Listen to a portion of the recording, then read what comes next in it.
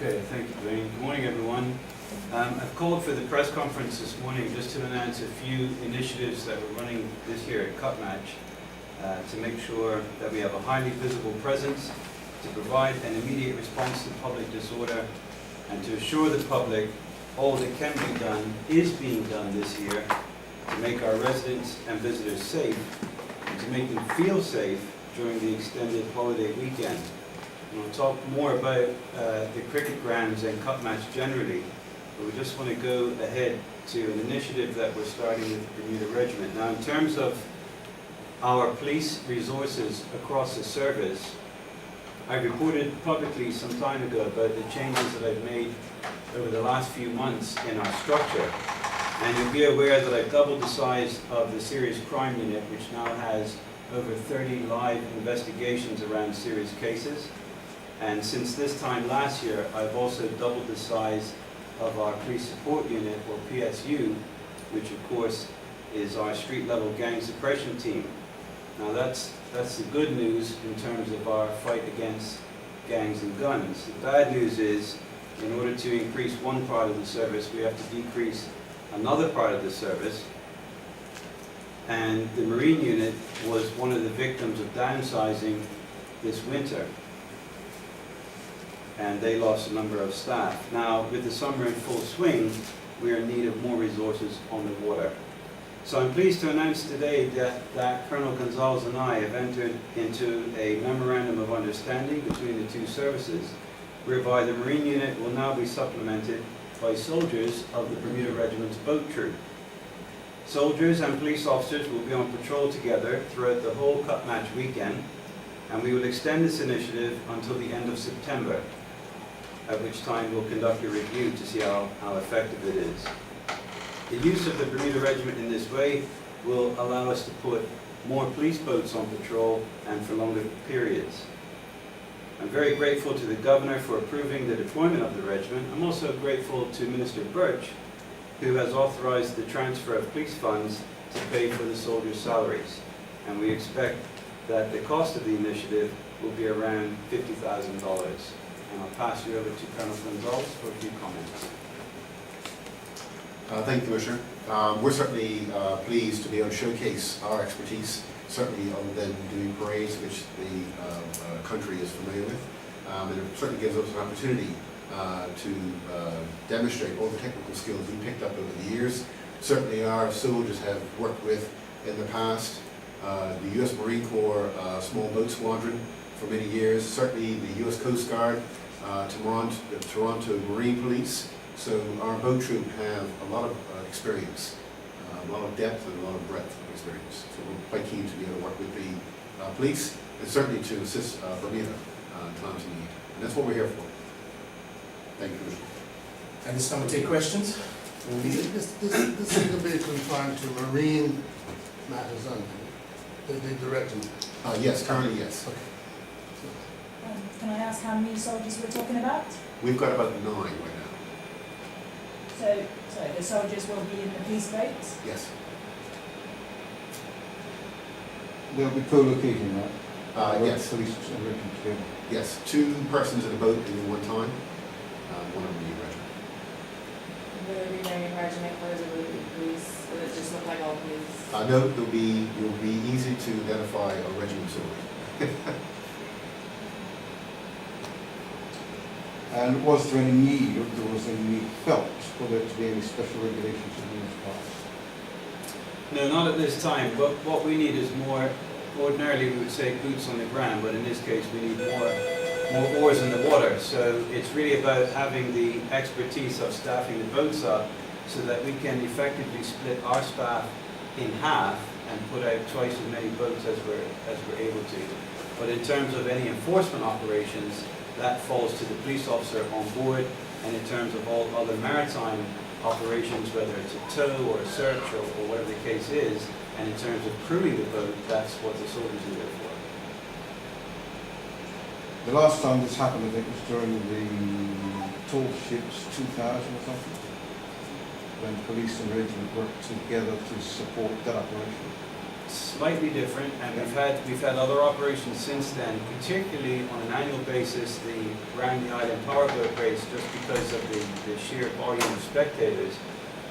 We've called on the regiment on an annual basis to help out, but they're in their boats and we're in our boats for those operations. In this case, everyone will be in the same boat and we're just using the police boats.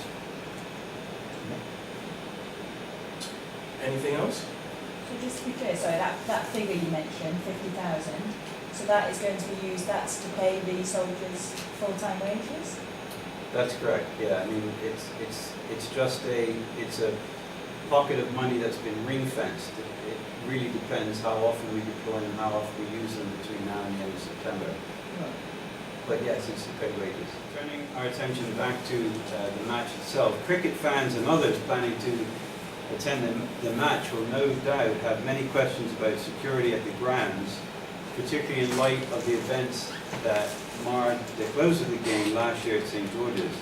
Now, we've been working closely with the management of Somerset Cricket Club to ensure that security this year is tight, and I'll hand over shortly to the president of the club, Mr. Richard Scott, and he'll explain a little bit more about that. But elsewhere around the island, we're certainly aware that a number of establishments are hosting parties and concerts from the East End to the West End, and I've taken steps to ensure we have more than enough police officers on duty to deal with any issues wherever they might arise. Our cup match operation comes into effect Wednesday afternoon, and it runs 24/7 until Monday morning. There will be a superintendent in charge at all times, and he is assisted by a chief inspector. More than 150 police officers have been called to duty for the period, and our numbers have been augmented by the Bermuda Reserve Police, who, with the kind permission of the Governor, had been called in on a partial embodiment. We're also being assisted by soldiers of the Bermuda Regiment, which the Colonel and I just explained. The extra 150 staff are over and above the normal contingent of patrol officers and community action teams, and they both have had their shifts extended to 12 hours instead of 8 hours to increase our total coverage. And as always, we have a full firearms response capability 24 hours a day. This year, we're introducing a new tool. We are working with a local security company that has placed CCTV cameras in 2 fixed positions so that we can monitor traffic flow around the island, and also we can record vehicle numbers if we need to. The public should be assured that we have very strict protocols in place for the use of CCTV, as we have had for many years with the cameras that are already in the city of Hamilton. The video footage can only be used for the investigation of crime, and there is a large threshold when it comes to balancing the rights of the public privacy. In addition to the 2 fixed cameras, we also have the ability to place other mobile cameras in temporary positions as the need arises. This new tactic is a trial run to evaluate the effectiveness of CCTV outside of the city and to establish whether this is something we wish to pursue in the longer term. So let me now turn you over to Mr. Scott for some more detail around security measures at the Somerset Cricket Club.